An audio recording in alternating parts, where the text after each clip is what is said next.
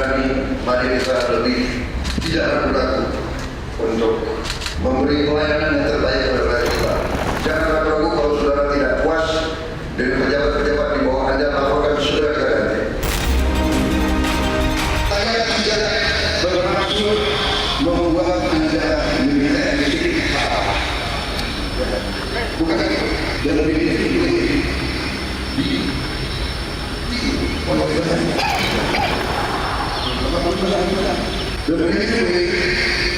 inti daripada semua usaha adalah disiplin.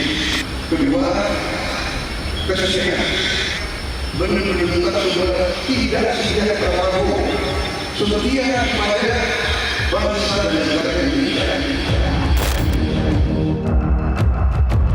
PDI Perjuangan mendukung pemerintahan Pak Prabowo dalam membangun Indonesia ke depan, dan kita akan mendukung melalui parlemen. Jadi kita sama-sama membangun Indonesia dan bagaimana membuat Indonesia menjadi lebih maju.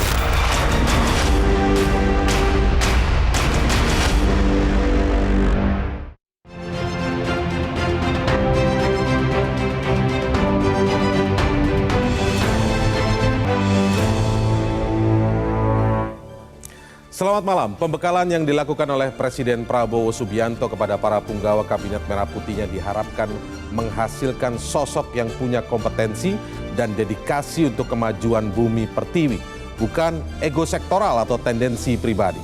Akankah setelah pembekalan kemarin Kabinet Merah Putih bisa langsung tancap gas atau justru masih lamban berjalan? Inilah Panggung Demokrasi bersama saya Indra Maulana. Dedikasi Menteri untuk Negeri, bukan tendensi pribadi.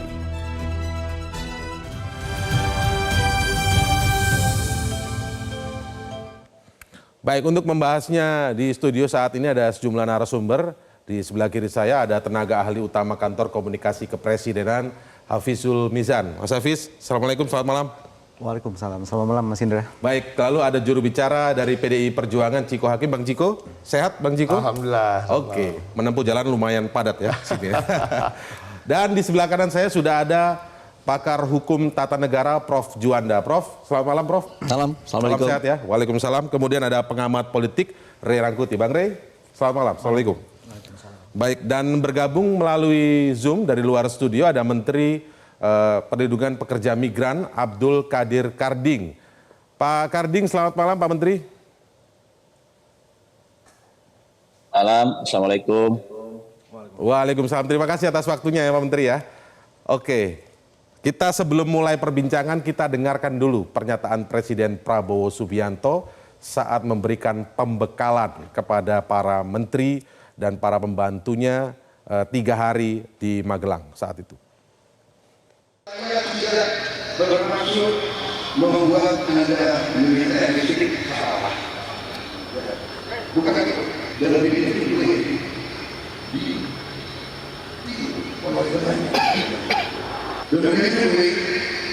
inti daripada semua usaha adalah disiplin. Kedua, kesesuaian. Benar-benar saudara tidak setia kepada Prabowo, setia kepada bangsa dan negara Indonesia. Saya di sini mengatakan untuk mempertahankan bangsa dan negara, setia kepada kita semua.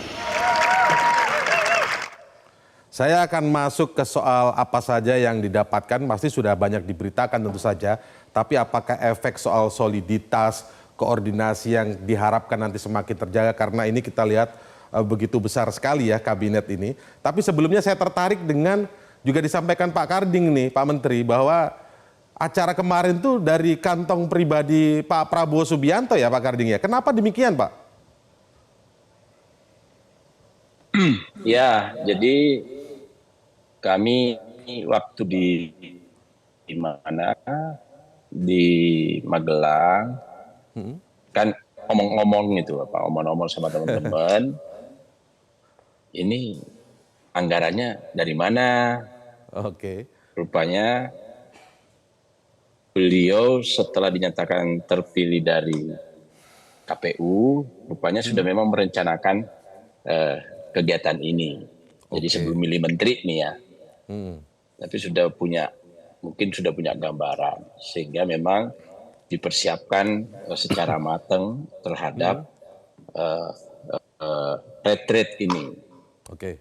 Nah, itu sudah saya konfirmasi ke Seskap bahwa memang betul itu adalah tidak menggunakan APBN, dan boleh dicek mungkin ke Setnek juga.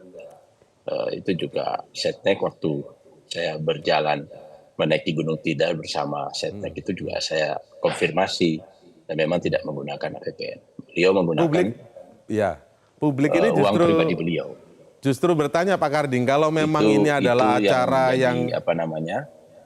Ya, acara yang diinginkan Pak Prabowo sebagai presiden, tentu saja mensolidkan para menterinya agar bisa bekerja dengan koordinasi yang baik supaya bisa cepat dan tancap gas, begitu kan? Kenapa harus kantong pribadi? Apakah memang ada apa ini kira-kira Pak Karding? Ya, mungkin itu bentuk totalitas beliau terhadap pengabdian beliau pribadi kepada negara. Karena kan kalau anggaran di APBN sebenarnya pasti tersedia dan cukup untuk acara seperti itu. Tetapi beliau mengambil pilihan-pilihan itu, ya kita melihat bahwa memang beliau ini dalam hal soal kepentingan negara tidak harus tergantung pada APBN kalau beliau masih punya gitu. Tidak. Jadi ini menyangkut karena ini ingin membangun satu tim yang solid, yang beliau istilahkan itu sama seperti kesebelasan sepak bola. Jadi yang datang dari berbagai negara, ya, lalu kemudian menjadi satu tujuannya untuk menang. Nah, beliau istilahkan itulah yang ingin dicapai dengan bertemunya menteri-menteri dan wakil menteri dan kepala badan, maka sektor paling krusial selama bertahun-tahun kita bernegara ini itu kan adalah ego sektoral masing-masing. Nah, dari sini tuh ditekankan betul oleh beliau dalam sisi kepemimpinan beliau ini adalah soal bagaimana ini bisa cair, bisa komunikasinya bagus, tidak saling tutup-menutupi, tidak saling berlomba dalam hal tidak produktif. Nah, ya, artinya jadi, mungkin Pak Prabowo juga sadar sedari awal begitu ya, sejak awal Pak Prabowo sadar bahwa jajaran di kabinetnya kali ini memang besar, mungkin bisa disebut terbesar ya, setelah era reformasi tentu saja. Maka isu paling utama adalah koordinasi. Dari hasil retreat kemarin terasa nyata nggak, terasa konkret nggak? Misalnya kan ada kemungkinan antara satu lembaga dengan lembaga lain itu bisa saja terjadi tumpang tindih begitu. Nah, kemarin itu apakah juga Anda melihat Pak Karding sebagai peserta di sana, komunikasi terkait pekerjaan itu sudah mulai terlihat, misalnya antara Badan A dan Kementerian B misalnya? Iya.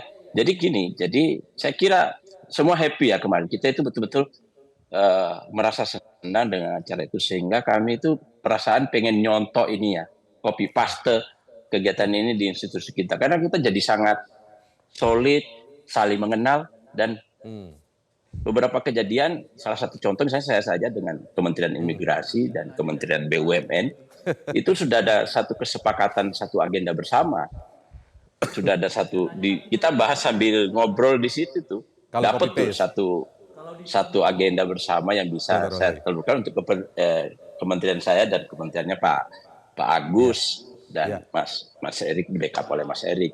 Belum lagi dengan Menpan RB dan sebagainya, karena kami ini kan dan Menteri Keuangan, kami ini kan kementerian anggaplah baru ya. Harus nyusun SEO-TK baru. Ya, itu kan harus koordinasinya bagus dengan Kementerian Pan RB. Untuk nyusun anggaran baru dari badan ke ini, kita harus diskusi dengan Kementerian Keuangan. Di sana kita bisa ketemu sambil jalan, sambil ngobrol. Jadi kita bisa memberi perspektif versi kita, dan alhamdulillah kan Ya, kalau kita melihat semangatnya Pak Karding, mudah-mudahan berdampak positif lah dengan larinya atau tancap gasnya kabinet Merah Putih. Bang Rey, tanggapan Anda dulu sebelum kita break. Tadi kan di copy katanya. Copy paste, copy Iya, paste. model ini. Iya. Itu artinya Bung Karding harus mengeluarkan biaya sendiri untuk kegiatan yang kayak begini. Kocek pribadi, Kocek ya? pribadi Bukan anggaran kementerian ya. Kata Bung Jadi Karding kopi teknis lah kegiatannya itu. bukan katanya. anggarannya. Nah, Ya Allah lah, kalau Pak Karding pasti bisa lah, Bang. Tapi Bung Rey, Iya. ngelihat dari semua itu kira-kira ketika kekompakan dijalin dan katanya ini pertama kali. Selain Bung Karding juga Pak Nazarudin Umar, Menteri Agama juga bilang kayaknya perlu saya contoh nih di Kementerian Agama. Kira-kira soliditas yang dirasa dicapai di sana, wah makin solid nih, saling mengenal. Bisa lari tancap gas nggak kira-kira? Ya, sebetulnya yang perlu menurut saya yang mengikuti semacam pelatihan ini itu hanya orang-orang PKB. Maksudnya? Ya karena yang lain itu kan semuanya satu paket dengan Pak Prabowo kecuali PKB. Kalau PKB kan kemarin katanya perubahan. Iya kan. Jadi sebetulnya retreat ini dibuat oleh Pak Prabowo itu untuk mensolidkan orang baru yang bernama PKB dengan sejumlah besar anggota kabinet yang dibawa oleh Pak Prabowo yang umumnya adalah orangnya dia. Oke. Gitu. Ini karena ada 3 orang dari PKB yang masuk, membuat Pak Prabowo harus buat pelatihan ini gitu loh Pak. Dari yang Supaya kalangan solid. profesional tuh nggak ada yang terafiliasi partai emang? Enggak. Artinya kan begini, Bung. Anda kalau mau memilih Tai seseorang ngaco. untuk duduk pada posisi tertentu, kan tidak setelahnya Iya. Anda lihat kan. Iya. Pasti Anda lihat sebelumnya. Oke. Kepandiannya apa, kemampuannya apa, wawancaranya seperti apa. Oh ya, Anda cocok di sini.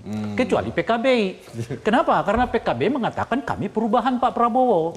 Jadi kalau kami mau masuk, tolong ini ya, apa namanya, diinput lagi dulu yang namanya kelanjutan itu apa gitu. Karena itu barang baru bagi orang-orang PKB gitu loh kira-kira. Nanti Pak Karding jawab. tapi Ya itu nanti dia. nanti Ya. Pak Karding Nah jawab. oleh karena itu sebetulnya kalaupun mau dibuat pelatihan itu cukup bagi orang-orang PKB.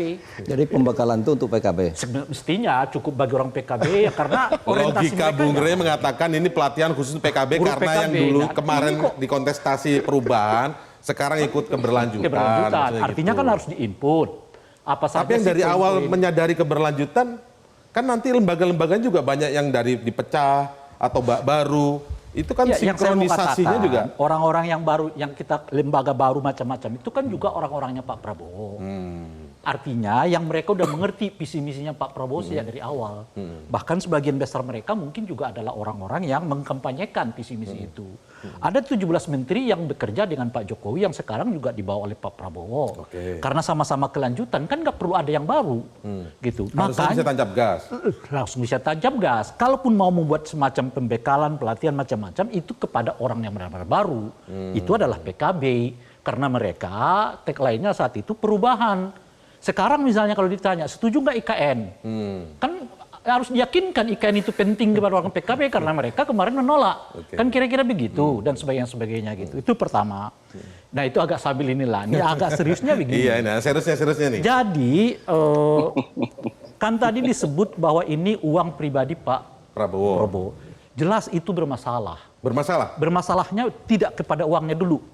Kita harus tanyakan. Itu pelatihan dan pembekalan itu Pembekalan ya. bagian dari aktivitas negara apa tidak? Itu dulu. Pertanyaannya. Ya kalau kita lihat dari sini kan sebenarnya itu bagian dari aktivitas negara. Kalau iya bagian aktivitas negara, semua pembiayaannya harus datang dari negara. Kalau ada pembayaran non APBN harus ditetapkan sebagai pemasukan terhadap negara. Betul. Itu hukumnya. Nggak bisa itu tiba-tiba Bung Karding, ya ini kerja kementerian tapi saya yang biayai. Nggak bisa. Oke. Karena orang bertanya dari mana you dapat duitnya. Sekarang kalau misalnya Macam-macam. logikanya itu bukan bagian dari aktivitas negara. Anda bisa bayangkan 3 hari ada aktivitas pejabat negara di satu tempat bukan aktivitas negara. bukan bagian dari aktivitas negara. Ngapain gitu ya? 3 hari kita kosong. Dari hampir seminggu disebutkan dari sejak mereka dilantik sampai sekarang. Tidak ada kegiatan yang bersifat kenegaraan. Hampir nggak ada. Yang dilakukan oleh pejabat negara kita yang baru. Padahal 20 Oktober aja tidak boleh bergeser sehari Mestinya, semenit pun mestinya. karena tidak boleh ada vakum di pemerintahan. Itu dia. Nanti akan dijawab dari Kepala Kantor Presidenan, Komunikasi Kepresidenan. Kita akan segera kembali, tetaplah di Panggung Demokrasi.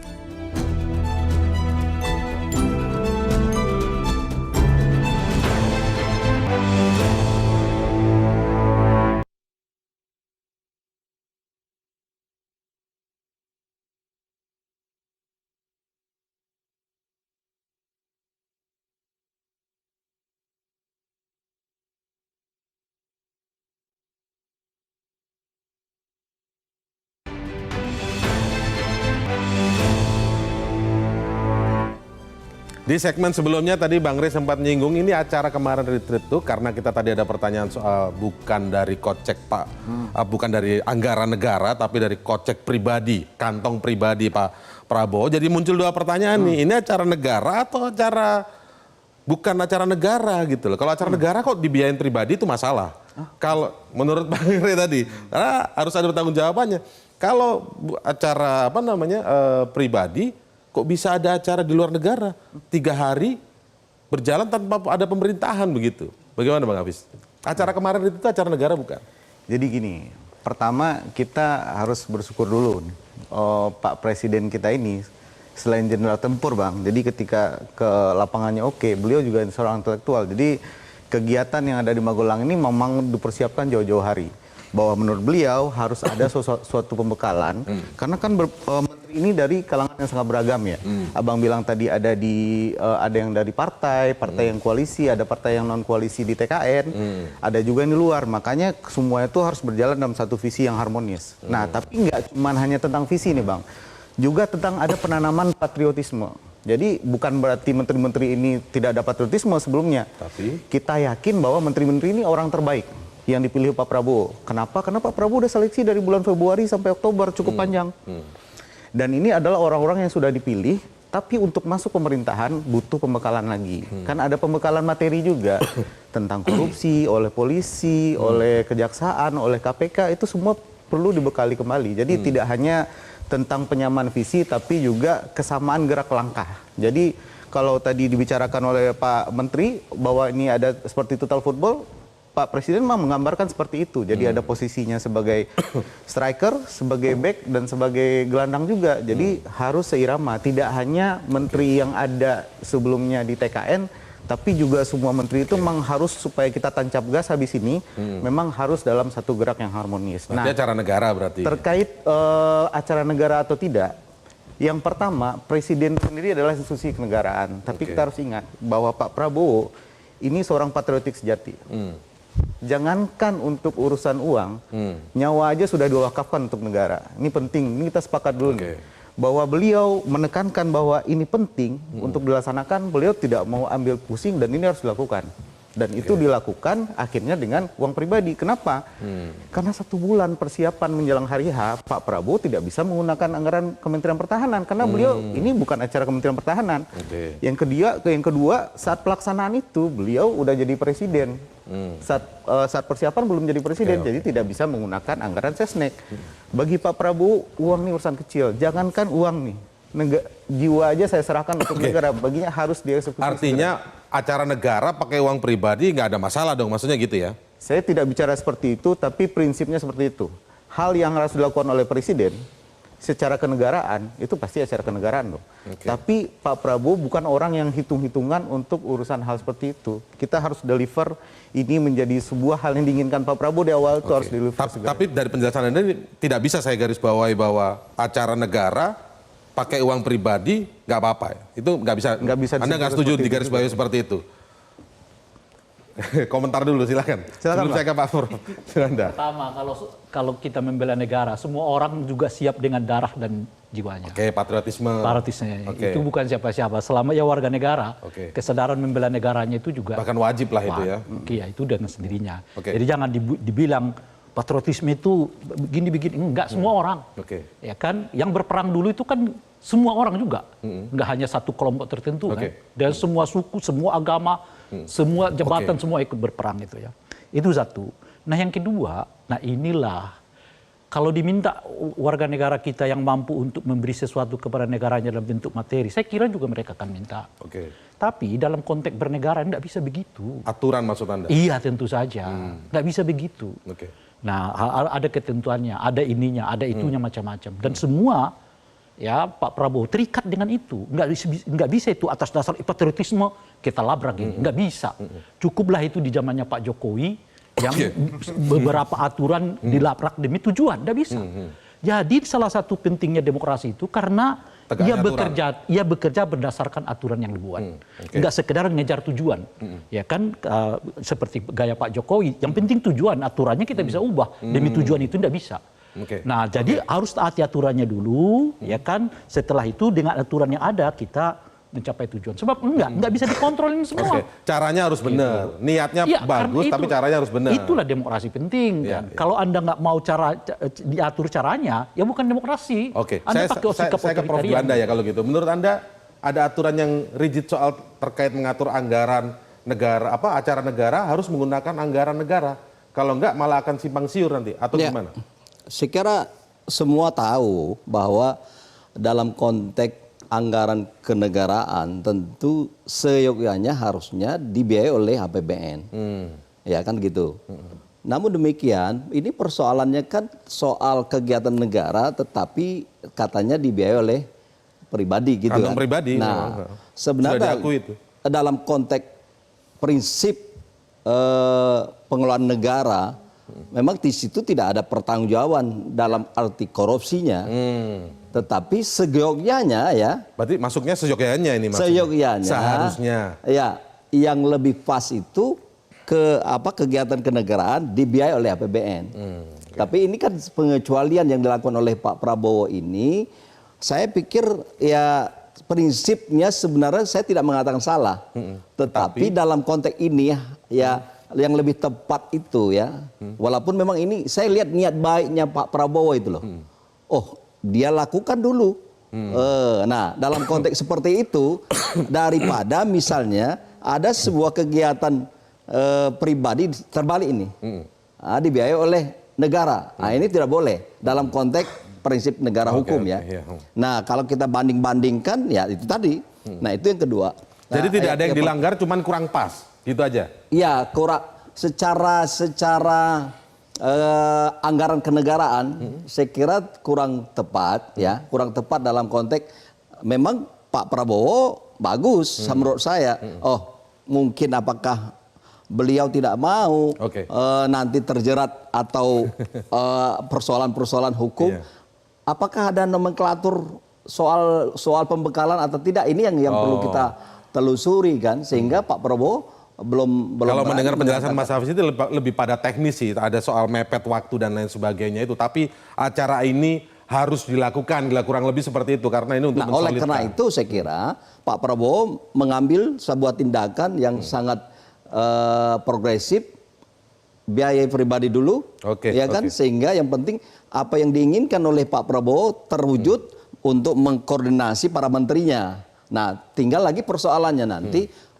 Konsekuensi dari ini tentu para menterinya harus running kan, harus koordinasinya harus menjawab ekspektasi Pak Prabowo sebagai presiden ya. Ya, saya kira itu yang penting. Oke, saya kasih ini ilustrasi saya yang harus ke lain. Bang Ciko dulu nih. Sebentar, ilustrasi begini.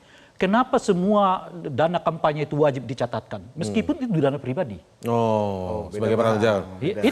Itu artinya karena dalam konteks kita masuk ke negara, mau pembiayaan pribadi macam-macam, harus ada transparansi. Gitu loh kira-kira. Termasuk ini. Meskipun katakanlah misalnya kita nggak berdebat soal boleh nggak bolehnya pakai uang pribadi ya. Tapi karena ia merupakan kegiatan kenegaraan, Pak Prabowo harus transparan. Berapa yang dikeluarkan, dari mana uang itu dapat, dan sebagainya gitu. Bisa nggak itu dipertanggungjawabkan oleh Pak Prabowo? Misalnya diserahkan laporannya ke KPK. Misalnya itu, karena itu biar untuk semua orang baca. transparansi Gitu ya. Iya, itu di kampanye aja kita pakai begitu, padahal belum pejabat negara loh itu. Apalagi di dalam kepresidenan. Bang Ciko punya pendapat soal anggaran dulu ini. Soal anggaran ini kan debatable ya, tadi dikatakan mungkin tidak melanggar secara hukum, tidak melanggar secara aturan, kemungkinan ya, tapi ini kan perlu ditelah lebih lanjut lagi ya kan. Seharusnya sebenarnya sekelas Pak Prabowo yang juga dikelilingi orang-orang sekelas Yusril Iza Mahendra misalnya, ya kan, Mensesnek di era yang lama sih, yang kita anggap adalah dan kita anggap era-era profesional, berbeda dengan era-era sekarang ya, kalau kita lihat kualitas dari saudara-saudara kita di kabinet ya, kalau dibandingkan eranya Bang Yusril, tentunya harusnya bisa on top of his mind, dia bisa mengatakan bahwa ini harus atau nanti pelaporannya seperti ini ABCD-nya gitu ya, kalaupun tidak dilakukan, bahwa itu tetap menggunakan uang pribadi. Tapi itu besides the point, karena menurut saya itu satu hal yang nggak terlalu signifikan, walaupun ada satu hal tadi yang disampaikan oleh Prof tadi,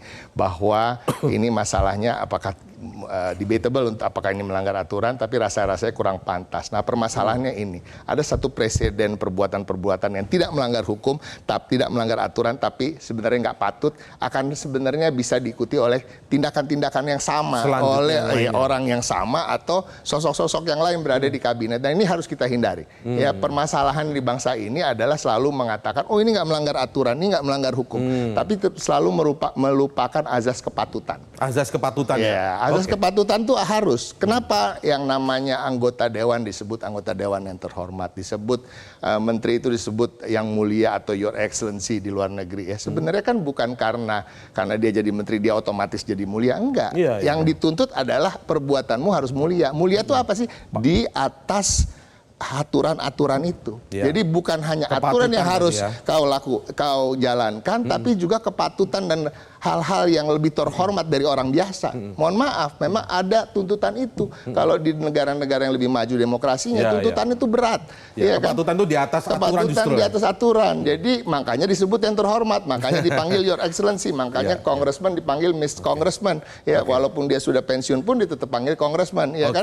Presiden dipanggil tetap presiden. Karena apa? Itu melekat karena Anda harus melakukan hal-hal yang patut. Itu satu. Karena dia di atas segalanya dari aturan. Tapi kalau Pak Prabowo's defense menurut saya untuk membela Pak Prabowo salah satunya gini. Pak Prabowo ini kan saya rasa kalau Pak Menteri ingin melakukan rasa-rasanya jangan dulu nanti malah jadi aneh gitu. Ya kan, masalahnya Pak Prabowo ini kan jenderal beneran, jenderal tangguh, kan. Dan udah beberapa kali mencoba untuk menjadi presiden, gagal dan kemudian berhasil. Mungkin ini adalah salah satu yang dia dambakan. Dia ketika mau jadi presiden nih, gue mau melakukan pembekalan dengan cara-cara militeristik, ya kan, the military way kalau tidak mau mengatakan yang militeristik, military way or everything. Jadi tapi kan ini hanya bisa dilakukan oleh orang-orang yang betul-betul memahami terkait dengan military way itu. Gitu. Kalau Pak Nasaruddin Umar mungkin yang imam besar Masjid Istiqlal ya bikinnya pengajian lah, nggak usah ikut-ikut begini. Nanti malah jadi aneh, ya kan? Apalagi tambah lagi pakai duit sendiri, ya kan? Nah ini jadi pertanyaan lagi, ini duit siapa nih, ya kan? Baik, nanti saya di segmen selanjutnya kita break dulu. Di segmen selanjutnya saya mulai tanya nanti dengan acara yang kemarin 3 hari itu, kita tidak bicara lagi anggaran, tapi seberapa menjamin para menteri ini bisa akan langsung tancap gas di tengah sorotan atau kritikan atau mungkin pesimisme tentang bagaimana koordinasinya. Ada badan yang mungkin disebutkan malah bertabrakan dengan undang-undang yang ada dan lain sebagainya. Kita akan ulas setelah jeda berikut, tetaplah di Panggung Demokrasi.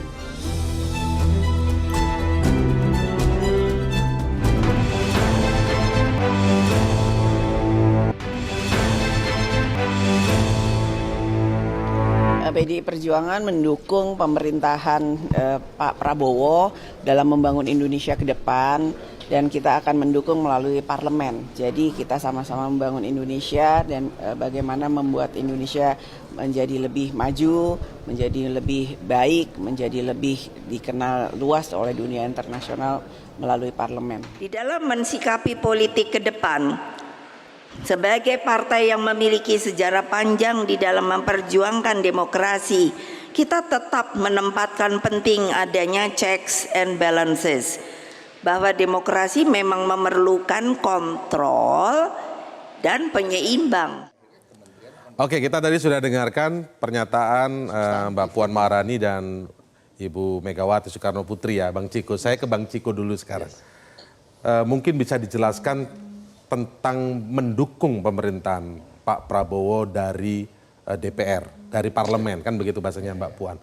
Nah, ketika konteksnya mendukung dari parlemen itu, menurut Anda, artinya pengawasan di sini. Saya nggak bicara menurut saya bicara menurut PDI Perjuangan. Menurut PDI Perjuangan ya, kita ingin menjelaskan mendengarkan penjelasan dari PDI Perjuangan. Ntar lain lagi kalau menurut kan juru bicaranya Bang Ciko. Kalau misalnya melihat apa yang dilakukan 3 hari kemarin, Anda sendiri melihat kira-kira atau PDI Perjuangan melihat kira-kira ini bakal bisa tancap gas atau ada banyak persoalan-persoalan teknis yang sudah terlihat misalnya atau diprediksikan menghalangi gerak cepat dari kabinet ini? Gini, yang pertama saya akan menyampaikan dulu apa sih posisi kita yang lebih komprehensif dari apa yang disampaikan dari Mbak Puan ya. Ini tunggu publik nih. Poinnya adalah itu sebenarnya. Mendukung itu kan gini, sebenarnya kan kita sama posisinya seperti warga negara Indonesia lainnya. Siapapun itu, baik itu yang memilih Pak Prabowo kemarin atau yang memilih Anies Baswedan atau memilih Ganjar Pranowo, semuanya sama apa? Kita berharap pemerintahan ini sukses. Ya, nggak mungkin nggak. Karena apa? Kalau pemerintahan ini sukses, artinya itu bisa dicerminkan dari kesejahteraan masyarakat. Dampaknya ke publik, ya dong, masyarakat. ekonomi baik, ya kan?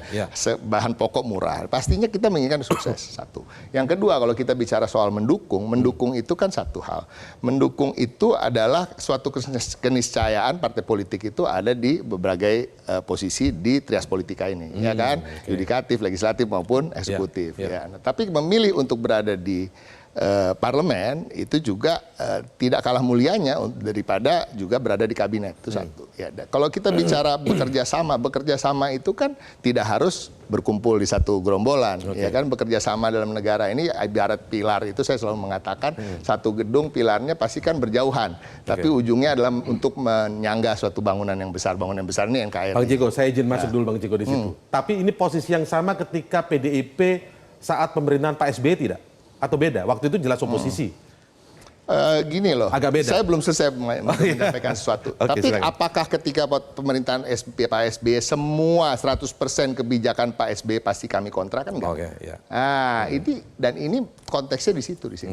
Konteksnya adalah kita mendukung dalam artian kebijakan-kebijakan yang kita anggap pro rakyat, kita anggap menguntungkan rakyat, kita anggap bisa meningkatkan kesejahteraan rakyat, kita kawal. Kita kawal habis di DPR. Bahkan mungkin kita bisa lebih kawal daripada partai-partai yang ada di koalisi. Ya kan gitu. Artinya gitu, karena PDI Perjuangan tahu sendiri, partainya tertib, disiplin, ya fraksinya nggak lari ke kanan kemari, ke sana kemari. Ya kurang lebih sama berarti posisi ketika Pak SBY. Tapi tentu, nah satu hal lagi, bila ada kebijakan yang kita anggap ada kebijakan yang lebih baik dari itu, PDI Perjuangan tidak akan segan-segan untuk mengatakan protes, memberikan kritik, menyampaikan kebijakan yang lebih baik itu ini loh. Nah, apakah itu disebut sebagai oposisi juga? Sebenarnya kan bisa juga, ya kan? Ini bagaimana kita menata bahasa kita, tetapi tentunya tadi sudah disampaikan oleh Mbak Puan, begitu juga sudah menjadi keputusan dari internal PDI Perjuangan bahwa kita beri kesempatan bahwa untuk Pak Prabowo untuk mengkonsolidasikan kekuatannya, mengkonsolidasikan kabinetnya, mengkoordinasikan menteri-menterinya, suka atau kita tidak suka dengan personel-personel yang dipilih, ya kan? Kita tunggu aja, karena kita tidak tahu bagaimana kinerjanya. Kita bisa mengira-ngira kinerjanya si A, si B, si C kira-kira akan seperti apa, tapi tentu kita tetap artinya belum ada penilaian ini kabinet bakal tancap gas setelah belum lah, waktunya masih terlalu pendek untuk bisa menilai. Ya kita tunggu aja, kan kita belum tahu ada yang mengajukan anggaran yang aneh-aneh apa enggak, ya kan?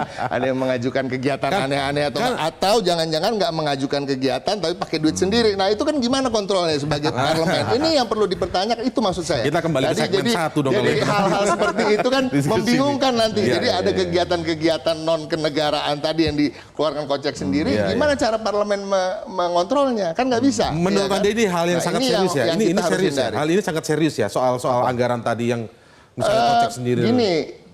Ini oke lah, permissible lah, oke lah, nggak ada masalah ya. Tapi mohon rasanya nggak pantas untuk diulangi. Jangan diulang karena lagi. itu tadi akan menjadi tuman, istilahnya tuman. Akhirnya menjadi kebiasaan. Semua kementerian mau melakukan yang sama, pakai duit sendiri, ya kan?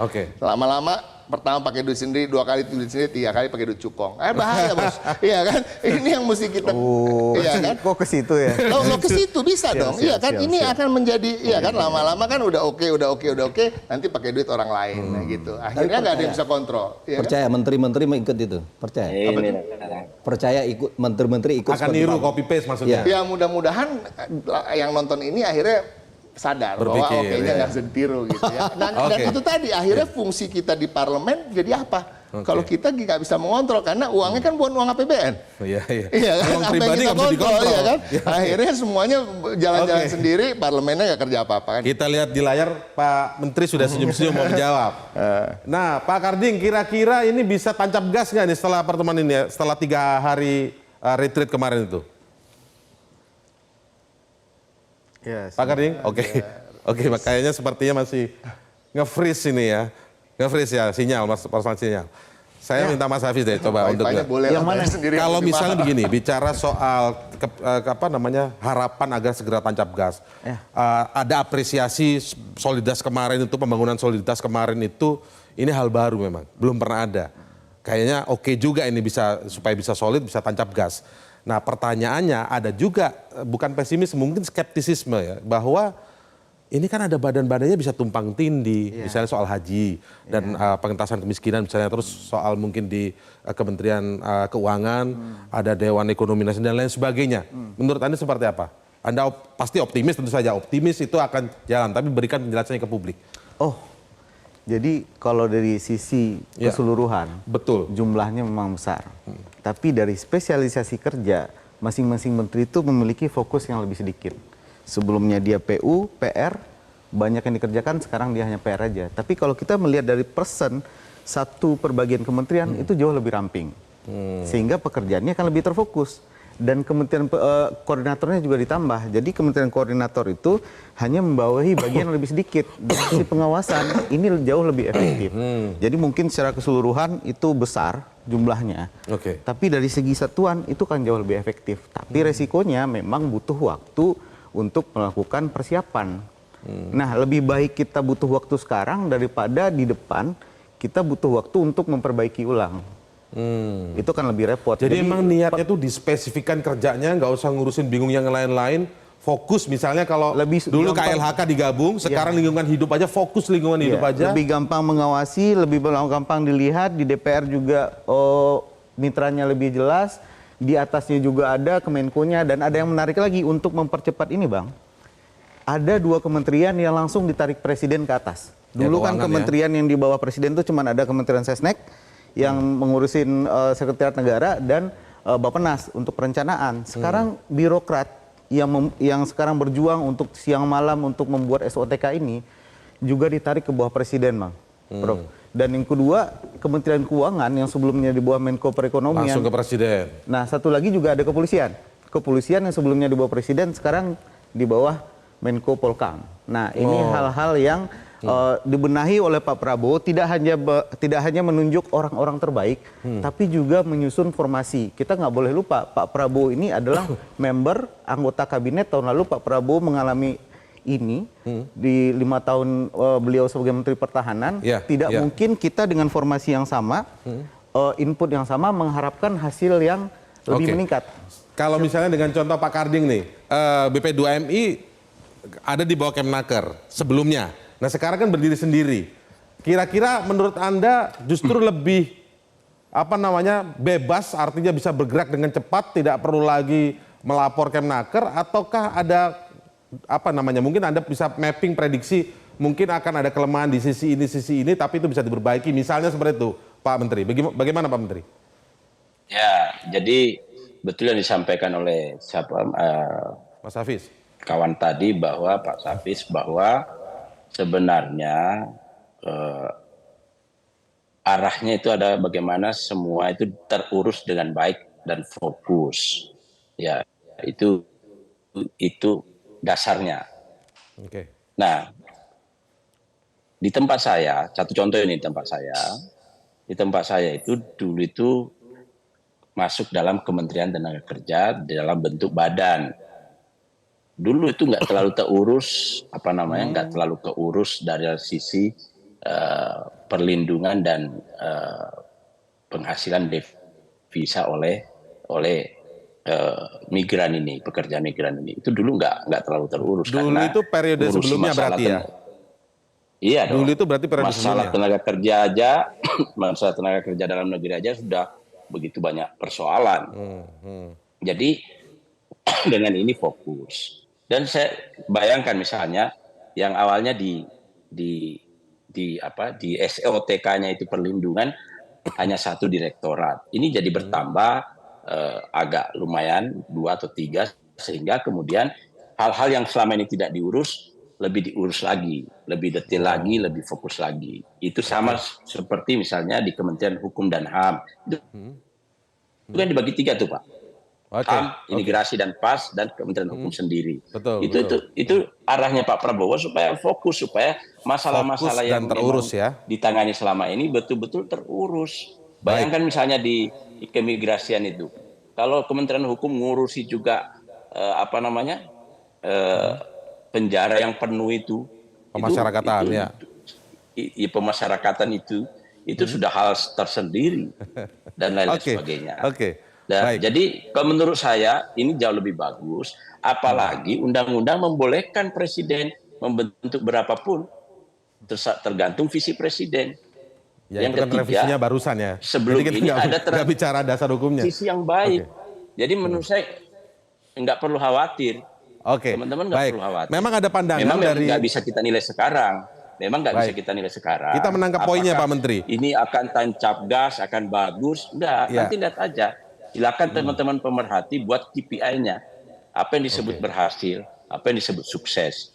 Tetapi sebagai awal yang baik, acara di Magelang itu bagi kami sangat luar biasa. Memang dari penjelasan Pak Menteri tadi memang ada sudut pandang kementerian dibuat seperti ini agar fokus, tidak perlu lagi melebar.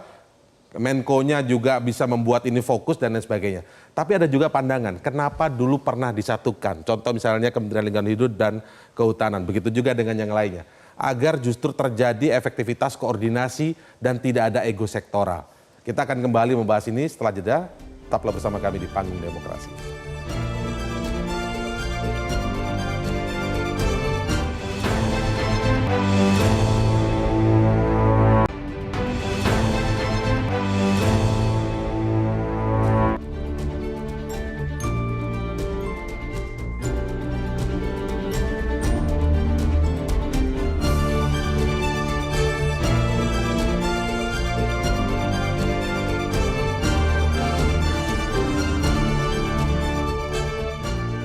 Anda masih bersama kami di Panggung Demokrasi. Sekarang saya langsung saja ke Prof. Juanda. Prof. Juanda, memang ada sudut pandang ketika dipisahkan sendiri-sendiri itu biar fokus, tidak ngurusin yang lain, bidang tertentu, sehingga justru cepat tercapai. Itu yang konteksnya tancap gas tadi, para menteri-menteri ini. Tapi sebelumnya kan juga ada evaluasi dulu ya. Ada kementerian digabungkan supaya efektif, tidak ego sektoral. Misalnya kalau kehutanan, itu bagaimana memaksimalkan hasil hutan menjadi pendapatan negara. Tapi lingkungan hidupnya jadi masalah gitu kan. Makanya dulu disatukan biar tidak ada ego sektoral dan seimbang. Nah, bagaimana Anda melihat yang kali ini dipisahkan dalam konteks agar lebih spesifik sesuai dengan prinsip target? dalam rangka membentuk kabinet itu kan ada beberapa hal. Pertama, yang tidak boleh tidak itu adalah nomenklaturnya tegas dijelaskan dalam konstitusi. Itu tiga hal. Ya, baru yang mencakup bidang-bidang tertentu yang juga diatur dalam konstitusi. Ya, kemudian hal-hal yang lain yang dianggap oleh presiden yang dibutuhkan. Yang tiga hal ini sebenarnya itu yang jadi prinsip dalam kita membentuk kabinet.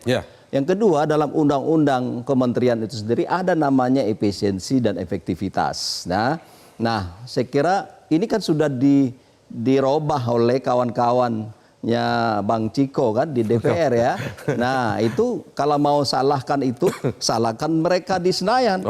Ya, saya sebagai orang hukum berpedoman pada hal itu. Nah, oleh karena itu saya masih menggunakan prinsip efisiensi dan efektivitas. Ketika misalnya dipecah-pecah, dianggap itu adalah efisien dan efektif dan fokus, ya saya kira tidak ada masalah. Undang-undang memberikan peluang bagi presiden begitu. Nah, yang jadi masalah buat saya adalah bukan masalah bidangnya lagi. Karena kalau bicara undang-undang, saya harus taat pada soal undang-undang kan. Nah, yang mungkin yang perlu saya sampaikan dalam forum ini adalah begitu banyaknya pejabat yang mengurus satu bidang. Contoh misalnya, Menteri Kemenlu, ada 3 wakil. Nah, itu saya kira menurut saya kurang tepat, walaupun Pak Presiden mengatakan tepat. Ya kan? Artinya dari sisi pesawat yang besar yang dipoliti oleh Pak Presiden ini begitu cepat mau landas, tetapi ini banyak sekali yang kira-kira tidak sinergi dengan apa yang diinginkan oleh Pak Prabowo. Wamennya banyak. Nah, itu saya kira kurang tepat. Singkat saja Bang Rey, singkat. 6 bulan Pak Prabowo kurang lebih menurut Pak Hasim begitu ya, akan dievaluasi nanti. Kira-kira akan tercapai tidak? Atau Kita akan masih lihat saja ke Saya depan. tidak yakin 6 bulan Pak Prabowo melakukan sesuatu. Enggak akan melakukan Saya sesuatu. yakin. Artinya akan begini saja jalan dulu. Akan begini aja. Beliau Setahun? Dari cara beliau menyusun anggota kabinet aja udah ketahuan bahwa kepemimpinannya lemah. Lemah berhadapan dengan pemerintah yang sebelumnya, lemah berhadapan dengan partai politik. Gitu. Oleh karena itu menurut saya nggak akan ada perubahan 6 bulan ke depan. Ya kita lihat aja. Kita lihat aja. Ada yang skeptis, ada yang optimis, tapi nanti kita lihat waktu ke depan seperti apa jalannya kabinet ini. Apakah memang solid sehingga tancap gas mencapai target sesuai yang diinginkan oleh Presiden dan bermanfaat pastinya untuk rakyat Indonesia. Kita nantikan. Demikian Panggung Demokrasi. Saya Indra Maulana. Sampai jumpa.